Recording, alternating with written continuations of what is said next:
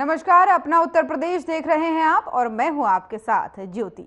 Heritage and hand weaving revival charitable trust द्वारा तैयार श्री रामलला जी के वस्त्रों के अर्पण कार्यक्रम में मुख्यमंत्री योगी आदित्यनाथ सम्मिलित हुए।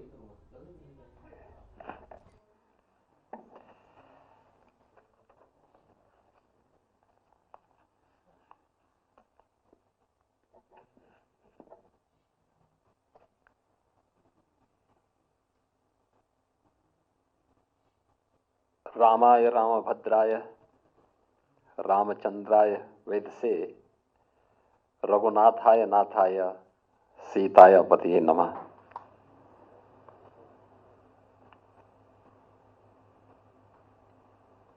दो धागे श्री राम के लिए heritage and hand weaving revival charitable trust द्वारा आयोजित आज के इस कार्यक्रम में मंच पर उपस्थित श्री राम जन्मभूमि तीर्थ क्षेत्र न्यास के कोषाध्यक्ष पूज्य स्वामी गोविंद देव गिरी जी महाराज,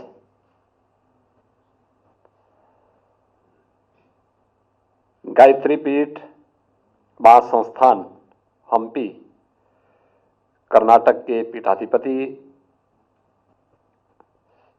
पूज्य स्वामी दयानंदपुरी जी महाराज, श्री राम जन्मभूमि तीर्थ क्षेत्र न्यास के मार्गदर्शक राष्ट्रीय स्वयंसेवक संघ के पूर्व सरकारवाह और वरिष्ठ प्रचारक आदरणीय श्री सुरेश जी भैया जी जोशी जी, इस पूरे कार्यक्रम की जो संयोजिका है heritage hand weaving revival charitable trust की संचालिका श्रीमती अनघा गहसास, अध्यक्ष heritage hand weaving revival charitable trust Shri Vinay Patrale ji, हमारे सभी सम्मानित जनप्रतिनिधिगण, उपस्थित महानुभाव, मैं आज के इस कार्यक्रम के जो हमारे सम्मानित अतिथिगण हैं, पूज्य स्वामी गोविंद देव गिरी जी, पूज्य स्वामी दयानंदपुरी जी, आदरणीय भैया जी जोशी जी और अन्य सभी सम्मानित अतिथियों का इस पवित्र कार्यक्रम में हृदय से स्वागत करता हूं, अभिनंदन करता हूं। हम सब जानते हैं भारत में राम के बगैर कोई काम नहीं होता।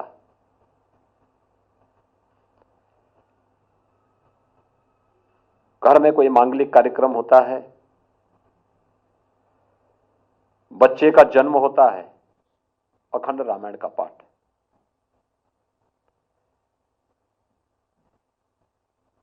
कोई शुभ कार्य होता है, राम नाम संकीर्तन, जगते हैं राम, सोते हैं राम, चलते हैं तो राम, भोजन करते हैं तो राम और अंतिम यात्रा भी निकलती है तो राम। यानी भारतीय जीवन पद्धति में राम के बगैर कोई काम नहीं होता है और दुनिया के अंदर अकेला उदाहरण है। लगभग 500 वर्षों तक कभी भी श्री राम जन्मभूमि का मुद्दा दबा नहीं।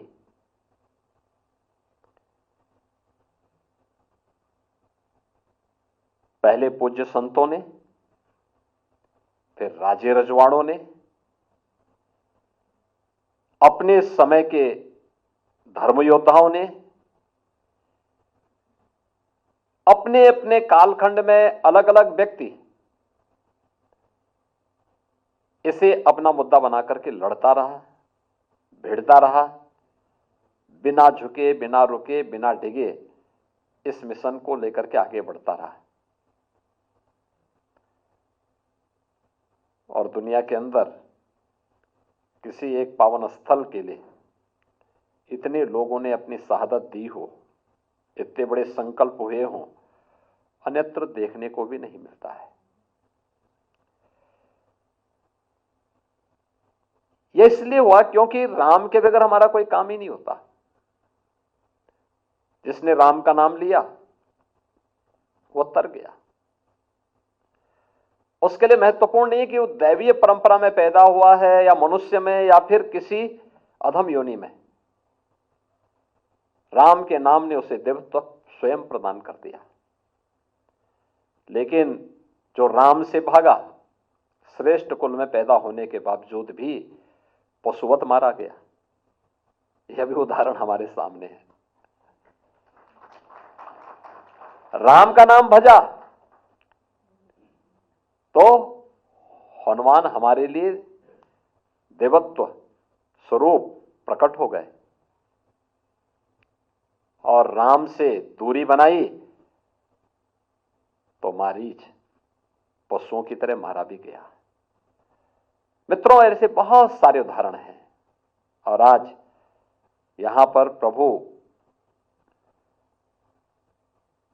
लगभग 500 वर्षों के बाद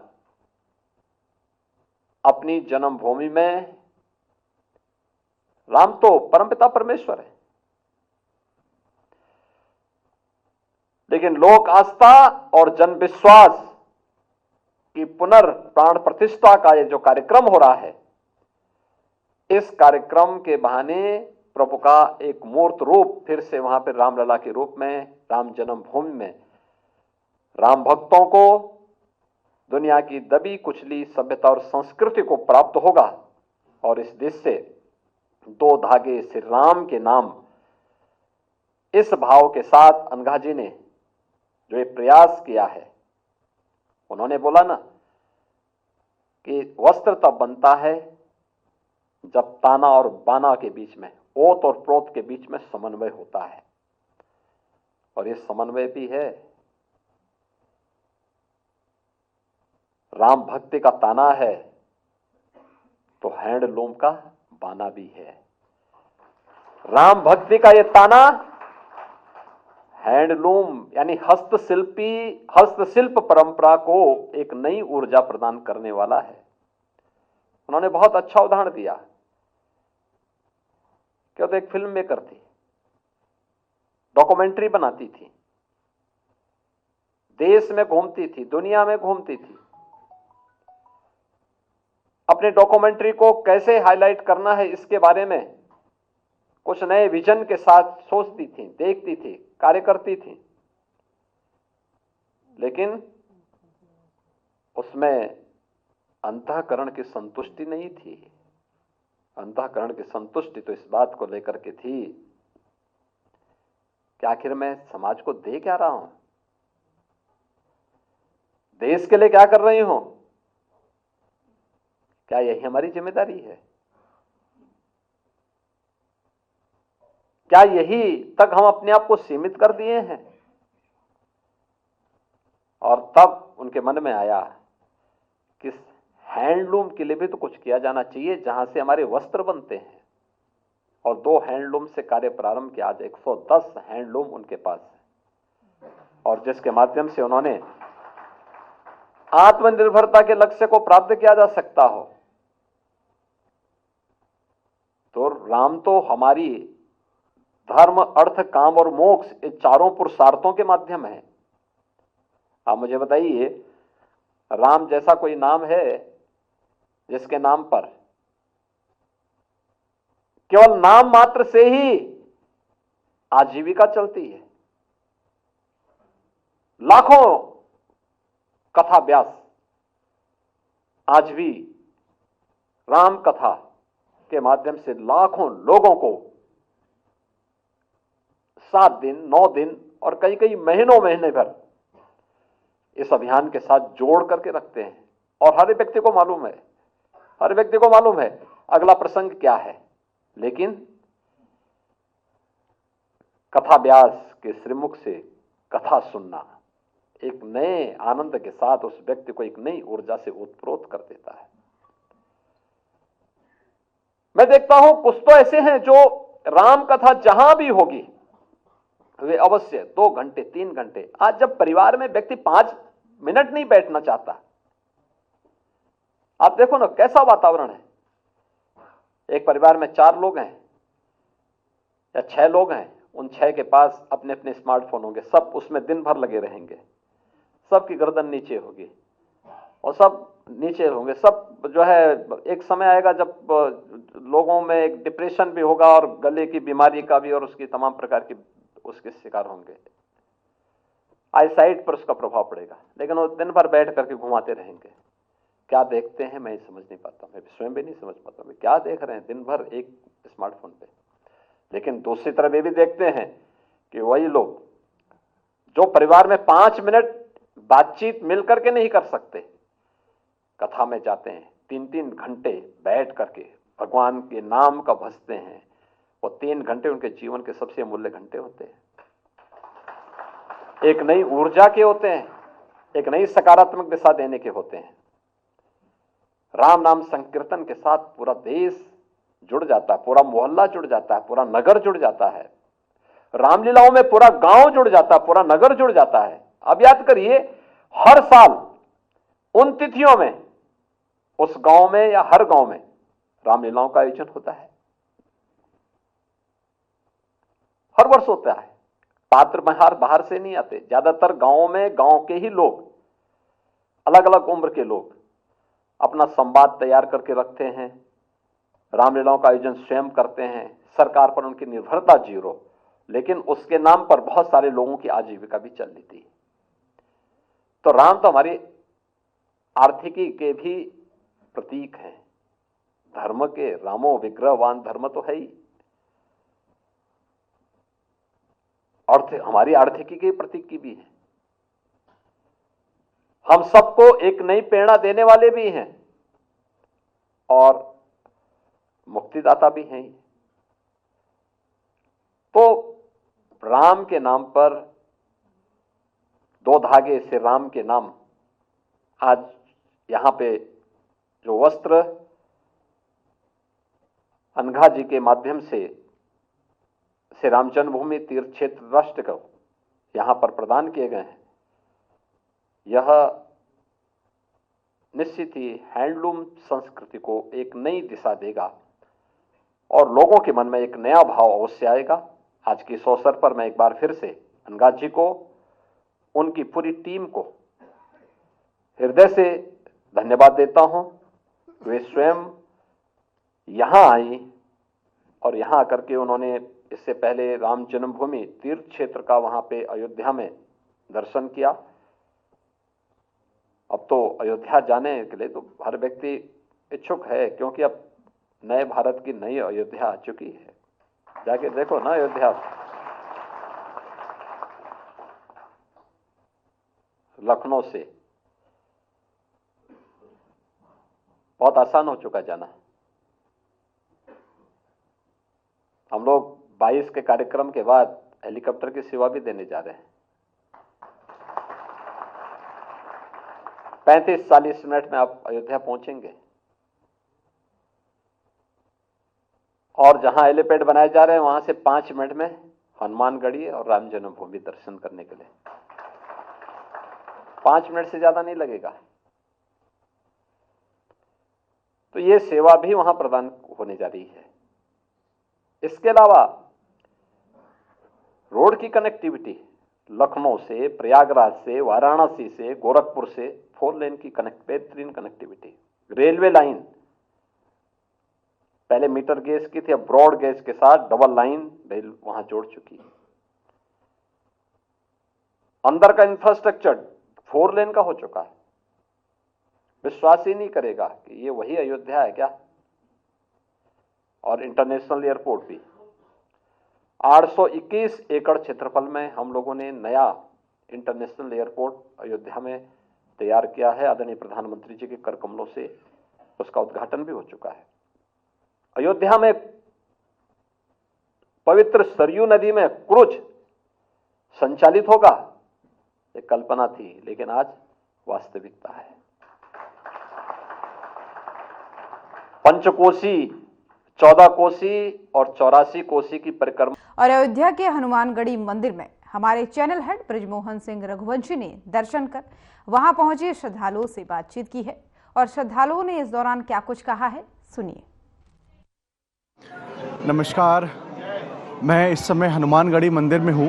भगवान श्री राम लला के से सटा हुआ ये हनुमानगढ़ी मंदिर, ये मान्यता है कि मंगलवार के दिन और इसके अलावा जब भी आप प्रभु श्री राम जी के दर्शन करने आप आएंगे, सबसे पहले आपको हनुमानगढ़ी में दर्शन करने पड़ेंगे। मैं चाहूँगा कि अपने वीडियो जर्नलिस्ट को मैं दिखाऊं कि आप ये भीड़ देख सकते हैं और ये यहाँ पे हनुमानगढ़ी के मंदिर है भगवान श्री बजरंगबली जी का। ये आप देख सकते हैं कि सीधा ये आप अपना साधना चैनल पे आप सीधे इसको इस समय देख रहे हैं। जी हाँ, अपने दर्शकों से बताना चाहेंगे साक्षात आप इसमें भगवान बजरंगबली के दर्शन कर रहे हैं। ये लोग दो मोहन महानुभाव हैं, ये लगातार भगवान की सेवा में लगे हुए हैं। ये दोनों महानुभाव लोग, ये यहाँ पे इनको आप पुजारी की संज्ञा में रखिए, ये सबको आशीर्वाद दे रहे हैं और प्रसाद भी सबको दे रहे हैं। आप भीड़ देखिए, लोगों की, भक्तों की भीड़। ये सिर्फ यहाँ की भीड़, अयोध्या के लोग नहीं है, पूरे देश विदेश अंतर्राष्ट्रीय स्तर से लोग यहाँ पे आए हुए हैं। मैं चाहूँगा कि अपने वीडियो जर्नलिस्ट से एक बार पूरा व्यू दिखाएं यहाँ पे कि किस प्रकार से ये मंदिर का जो ये प्रांगण है। साधना चैनल को ये अवसर और सौभाग्य मिला है कि वो इस मंदिर प्रांगण के अंदर यहाँ पे हो करके ये दिखा पा रहा है। लोगों की संख्या यहाँ पे आप समझ सकते हैं कितनी तादाद में है। लोग आ रहे हैं, लगातार यहाँ दर्शन कर रहे हैं और दर्शन करके फिर सीधे वो यहाँ से जा रहे हैं। आपसे सर एक सवाल पूछना चाहते हैं, आप यहाँ पे आए, दर्शन करने आए हैं? जी सर। आप कब से यहाँ पे आते हैं? सर हम पहली बार यहाँ आए हैं, यूपी से आए, देवरिया डिस्ट्रिक्ट से। तो आप यहाँ मंदिर में, आज मंगलवार के दिन ये राम मंदिर बनने जा रहा है, बन चुका है, जबकि मैं कहूँ प्राण प्रतिष्ठा होने जा रही, क्या कहेंगे इस बारे में आप? सर बहुत बढ़िया है सर। सबसे बढ़िया खुशी की बात यह है कि हमको सौभाग्य मिला कि यहाँ मंगलवार के दिन बहुत भीड़ में यहाँ श्रद्धालु आते हैं। हमको समय से दर्शन हो गया। अभी हम घाट से आ रहे हैं, अभी श्री राम मंदिर पर भी जाएंगे अभी सुबह सुबह। सर आप लोग श्रद्धालु हैं, अभी दर्शन करके आए, कैसा लग रहा है आप लोगों को? इस स्थान पे दर्शन बड़े अरसों के बाद ऐसा लग रहा है, मंदिर, हमारा राम मंदिर यहाँ बनने जा रहा है और इस समय दर्शन करके ऐसा लग रहा है कि बता नहीं सकते कि अपनी खुशी का व्यर्थ नहीं कर सकते आप लोगों को, कि जो खुशी हम लोगों को यहाँ मिली है दर्शन करके, आप लोग को बयान नहीं कर सकते हैं कि हमारे पीढ़ी में भी राम मंदिर जहाँ बनने जा रहा है। हम आने वाली पीढ़ी को भी बता सकते हैं कि हमारे दौर में भी एक इतिहास बना कि हमारा राम मंदिर इतने अरसों बाद हमारे युग में बनने जा रहा है। धन्यवाद। तो आप देख सकते हैं लोगों में, खास तौर से यहाँ पे एक और सज्जन है, मैं आपसे पूछना चाहूँगा, आप यहाँ दर्शन करने आए? जय श्री राम। हाँ जी, दर्शन करने आए हनुमानगढ़ी जी के, बहुत ही अच्छा लगा। मतलब एक बात मैं कहना चाहूँगा कि 500 साल से हज़ारों सवाल पूछे जा रहे थे करोड़ों हिंदुओं को, एंड मोदी जी ने जवाब दे दिया 22 जनवरी। तो सबको नाज होना चाहिए। लेकिन आज भी कुछ लोग हैं जो प्रश्न उठाते हैं, लेकिन आप याद रखना कि राम मंदिर बन रहा है, हमें तो रामलला से मतलब है। राम मंदिर बहुत खुश है, मतलब आंखों से पानी आ जाता है जब ये सब देखते। तो हमारे दादा दादी कहते थे, एक तो झारखंड से माता जी है, उन्होंने 30 साल तक मौन व्रत रखा है। कल ही मैंने न्यूज़ देखा, वो अभी जनवरी में तोड़ने वाली मौन व्रत अपना, जब रामलला का मंदिर बनेगा। तो ये बहुत बड़ी बात है एंड मेरा धन्यवाद रहेगा मोदी जी को। एंड बस इतना ही कहना चाहूँगा। जय श्री राम। तो आप देख सकते हैं लोगों में उत्साह है और सब कोई इस पूरे कार्य के लिए, आप बजरंगबली के आप देख सकते हैं यहाँ पे जयकारे लग रहे हैं। और आप देख सकते हैं कि ये सारा क्रेडिट कहीं ना कहीं आदरणीय प्रधानमंत्री श्री नरेंद्र मोदी जी को दिया जा रहा है, क्योंकि कहीं ना कहीं 2014 में सरकार आने के बाद से जिस प्रकार से सरकार ने ये पूरा काम किया है और मंदिर निर्माण में ये अपना ये अहम रोल अदा किया है, वो आप अपने आप श्रद्धालुओं से भी महसूस कर सकते हैं। हम लगातार आपके साथ बने रहेंगे हनुमानगढ़ी से। अपने वीडियो जर्नलिस्ट रमेश जोशी के साथ मैं बृजमोहन सिंह रघुवंशी, साधना चैनल के लिए, अयोध्या से। और गोरखपुर के दौरे पर रहे सीएम योगी आदित्यनाथ ने दीवार लेखन कार्यक्रम में प्रतिभाग किया। वहीं लेखन कार्यक्रम में सीएम ने दीवार पर शानदार बीजेपी का चुनाव चिन्ह भी बनाया।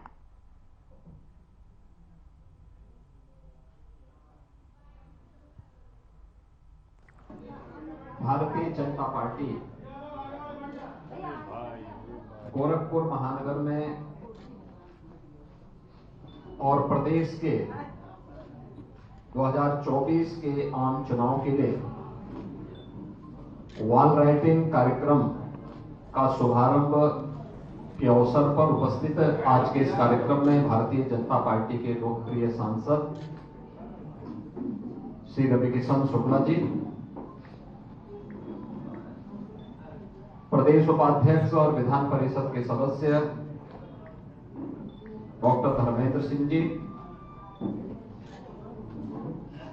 जिनके नेतृत्व में यहां पर यह कार्यक्रम आज आयोजित हो रहा है, महानगर के हमारे लोकप्रिय अध्यक्ष श्री राजेश गुप्ता जी, महापौर डॉक्टर मंगलेश श्रीवास्तव जी,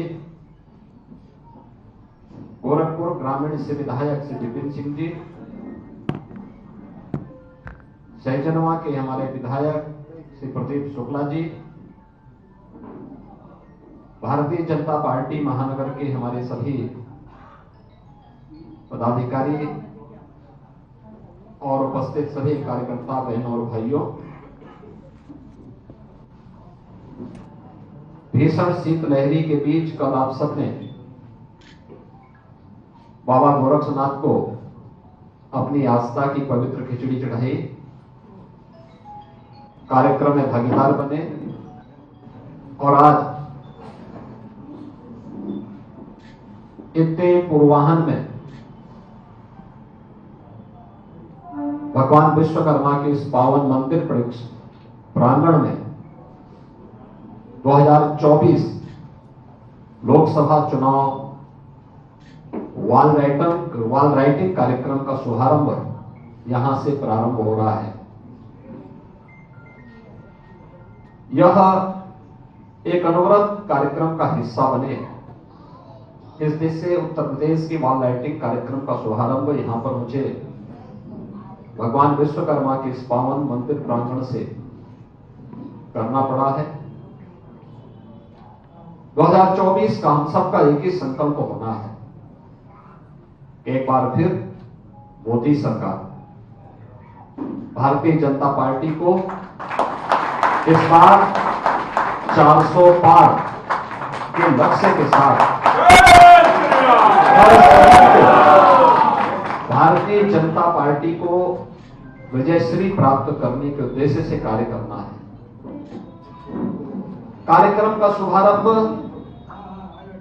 माननीय राष्ट्रीय अध्यक्ष जी ने कल दिल्ली से इस कार्यक्रम का शुभारंभ किया। माननीय राष्ट्रीय अध्यक्ष जेपी नड्डा जी ने जो एक संकल्प पूरे देश के अंदर फिर से दिया है, एक बार फिर मोदी सरकार,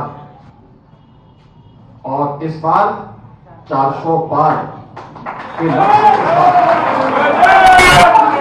भारतीय जनता पार्टी का संकल्प विकसित भारत संकल्प यात्रा की तरह ही फलीभूत हो, हम सबको प्राणपण से जुड़ करके कार्य करना होगा। विकसित भारत संकल्प यात्रा को प्रधानमंत्री जी ने 15 नवंबर को शुभारंभ किया था। यात्रा हर गांव का में अपना सफर करते हुए अब अंतिम पड़ाव की ओर अग्रसर हो रही है। सफलता पूर्वक केंद्र सरकार की, प्रधानमंत्री मोदी जी की विगत 9.5 पौने 10 वर्ष की उपलब्धियों को लेकर के और स्थानीय कार्यकर्ता स्थानीय स्तर पर प्रशासन मिलकर के केंद्र और राज्य सरकार की योजनाओं से आम जनमानस को अवगत कराते हुए जिस तत्परता के साथ योजनाओं को अवगत करा रही है, हर व्यक्ति कनेक्ट हुआ है भारतीय जनता पार्टी की मोदी सरकार से, डबल इंजन सरकार से। हमें अपनी बात को कहने में संकोच नहीं करना चाहिए। वैश्विक मंच पर भारत की प्रतिष्ठा बढ़ी है, भारत पहले से सुरक्षित हुआ है, भारत के अंदर नागरिकों के मन में एक विश्वास जागृत हुआ है, भारत के अंदर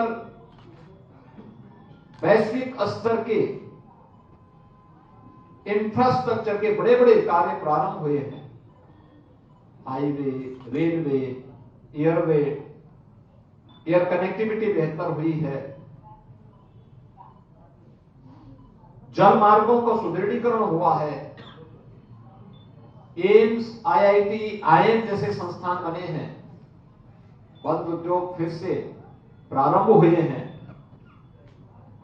गरीब कल्याणकारी योजनाओं ने कुछ नए मानक गढ़े हैं।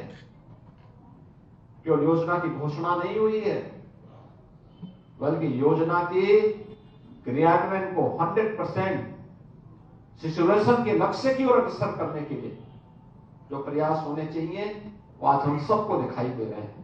और इसीलिए आज विकसित भारत संकल्प यात्रा के इस क्रम में हम सब उस कार्यक्रम के बाद इस सेकेंड फेज में वॉल राइटिंग कार्यक्रम के साथ जुड़ रहे हैं। वॉल राइटिंग कार्यक्रम के बाद फिर एक नए कार्यक्रम, नए मतदाताओं के साथ प्रधानमंत्री जी का संवाद का कार्यक्रम होना है।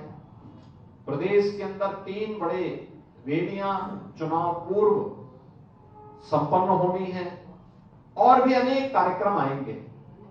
लेकिन याद रखना, इन सब का मूल होगा पब्लिक से हमारा जुड़ाव और अपना बूथ प्रबंधन।